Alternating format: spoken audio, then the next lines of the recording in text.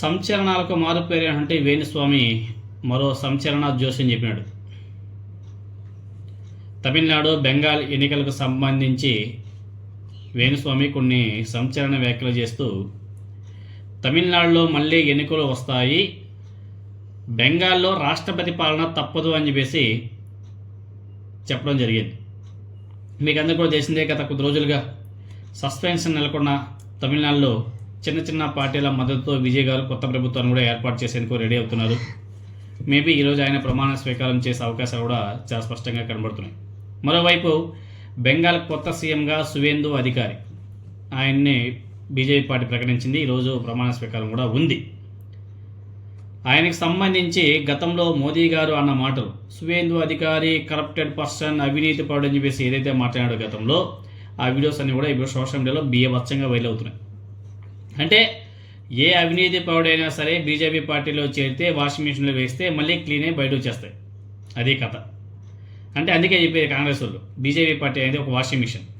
ఎంత పెద్ద అవినీతి పరుడైనా సరే ఆ పార్టీలో చేరిపోతే అక్కడ క్లీన్ చిట్ వచ్చేసింది. ఆయన వేణుస్వామి ఈ వెస్ట్ బెంగాల్కి సంబంధించి తమిళనాడు రాష్ట్ర అసెంబ్లీ ఎన్నికలకు సంబంధించి కొన్ని రీజన్స్ కూడా చెప్పాడు. మే 25వ తేదీ నుంచి జూన్ 2వ తేదీ వరకు గురువు మార్పు కనిపిస్తుంది. మిథున రాశి నుంచి కర్కట రాశిలోకి గురువు ప్రవేశం ఉంటుంది. సెప్టెంబర్లో కర్కట రాశి నుంచి సింహరాశిలోకి వెళ్తుంది.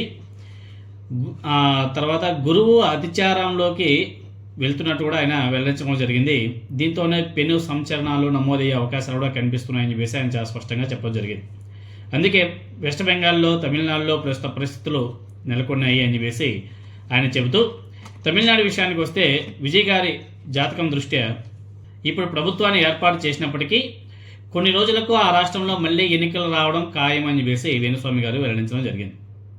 అదేవిధంగా విజయ్ త్రిష కాంబినేషన్ చూస్తే ఏకనాడి కాంబినేషన్ కనిపిస్తుంది. ఇక త్రిష లేకపోతే ఈ ఎన్నికల్లో విజయ్ ఫలితం మరో రకంగా ఉండేది అని చెప్పేసి ఆయన చాలా స్పష్టంగా మాట్లాడడం జరిగింది. అదేవిధంగా తమిళనాడు రాష్ట్ర జాతక రీత్యా చూస్తే విజయ్ ముఖ్యమంత్రి అయినప్పటికీ మళ్ళీ ఎన్నికలు వస్తాయని చెప్పేసి ఆయన తేల్చి చెప్పాడు. గురువు మార్పు వల్ల ప్రభుత్వ అస్థిరత తమిళనాడులో ఉంటుంది, అది ఇంకొక నెల 6 నెలల్లో ఏడాదిలోపు జరుగుతుంది అని చెప్పేసి కూడా ఆయన వెల్లడించడం జరిగింది. ఒకసారి ఆయన మాటల్లోనే మీరు ఒకసారి వినండి. ఓం నమో వెంకటేశాయ. 2026 అంటే ఈ సంవత్సరము మే 25వ తేదీ నుండి తమిళ సాంప్రదాయం ప్రకారము జూన్ 2వ తేదీ అంటే వచ్చిన 2వ తేదీ మన సాంప్రదాయం ప్రకారము గురు మార్పు, గురు పైచ్య అనేది కనిపిస్తూ ఉంది. మనకు మిథున రాశి నుండి కర్కాటక రాశిలోకి ప్రవేశము మరియు సెప్టెంబర్లో కర్కాటక రాశి నుండి సింహరాశి ప్రవేశం అనేటువంటిది కనిపిస్తూ ఉంది.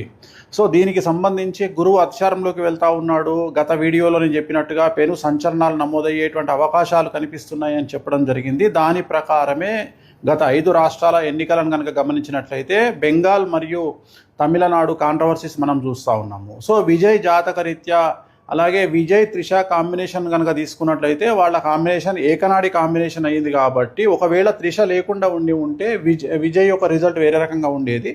బట్ విజయ్ జాతక రీత్యా కనుక గమనించినట్లయితే తమిళనాడు రాష్ట్ర జాతక రీత్యా గమనించినట్లయితే ఒకవేళ విజయ్ సీఎం అయినప్పటికీ కూడా ఖచ్చితంగా తమిళనాడులో మళ్ళీ ఎలక్షన్లు వచ్చేటువంటి అవకాశాలు 100కి 1000% కనిపిస్తూ ఉన్నాయి.